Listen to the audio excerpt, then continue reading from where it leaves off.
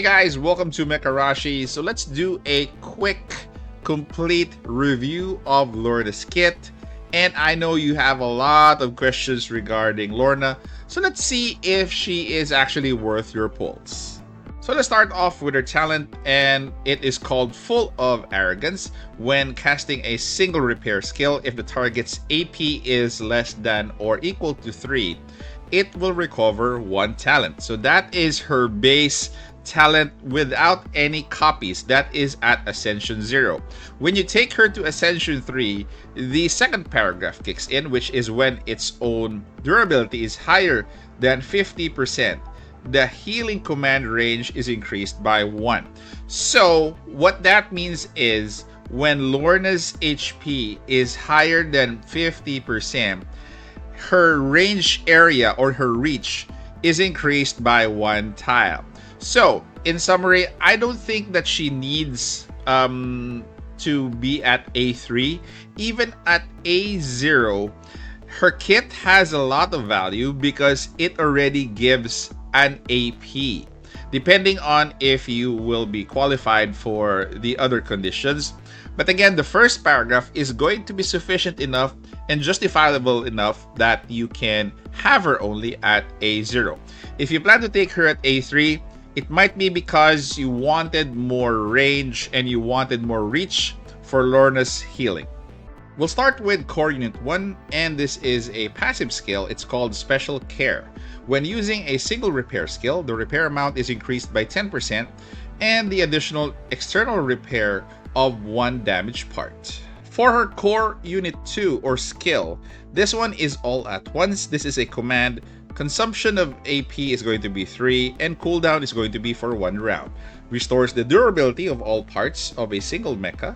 The repair amount is 2.3 times that of the repair backpack. If it can repair 1 damaged part and apply re-movement immunity, which can take effect 1 time. For her Core Unit 3, this one is a passive skill. This is called Two-Way Repair. This one has, after casting a single repair skill, the durability of all parts of the body is restored. The repair amount is 0.4 times that of a repair backpack and 1 damaged part. For her Core Unit 4, this one is going to be a passive skill, Caring Care. This one is active repair. Immune repair hinder is applied to the target for a duration of 2 rounds. For her Core Unit 5, this one is a command. Consumption of AP is 4 and cooldown is 2 turns. Restores the durability of a friendly unit within the selected 2-grid diamond range. The repair amount is 1.1 times that of the repair backpack. It can repair 1 damaged unit and apply Resist 1, which can take effect 1 time. For her Core Unit 6, this one is going to be Preparation Before War. This is a passive skill. At the start of the action, restores the durability of all parts of an ally with the lowest durability percentage within 2 squares around you. The repair amount is 0.2 times that of the repair backpacks and can repair 1 damaged part. And the last of her skills is Core Unit 7. This is a command. Consumption of AP is 4, cooldown is 3 rounds. Restores the durability of all parts of a single mech. The repair amount is 2 times that of the repair backpack. It can repair 2 damaged parts and enable friendly forces that have already completed their actions to move again. So for Gamma Sector 1, this is where she has most of her repair add-on skills. So emergency repair, passive repair, plus this one would contribute to her max AP, and that is mostly the basic mechanist Gamma Sector 1. So for Gamma Sector 2, this is where she actually changes in terms of her kit. Let's go through each and one of them. At level 1, makes a striking effective against targets with AP less than or equal to 3. At level 2, the AP's upper limit is going to be a +1, which is the maximum initial AP. Next one at level 3, the AP consumption of the first use of repair skill in each round, take note, is going to be a -1. So the cost would be a -1. And that is a big savings in terms of healing with a minimum of 1 point. At level 4, when casting a single repair skill, increase the target's AP. limit by 1. This effect cannot be repeated. At level 5, when the arrogant effect is triggered, an additional negative effect on the target is dispelled, meaning the talent that she has. And the last one at level 6, when using a single repair skill, increase the remaining turns of the target's buff by 1. So there are a lot going in this kit, and most probably you're gonna be upgrading Gamma Sector 2 if you have her. So next up is going to be her Mech Aglow, and let's take a look at the kit of this mech and if this mech is also worth pulling. So the first fixed module is going to be Drainage Water. When using the skill, if the target's durability is less than 30, apply mobility boost to the target for 1 round. That is in level 1. As you move to another level, increases repair capacity by 6%. When using repair skill, if the target's durability is below 50%, apply mobility boost to the target for 1 round. That is for level 2. And let's go straight to level max. If increases repair capacity by 15%. When using a single repair skill, if the target's durability is below 90, apply mobility boost to the target for 1 round.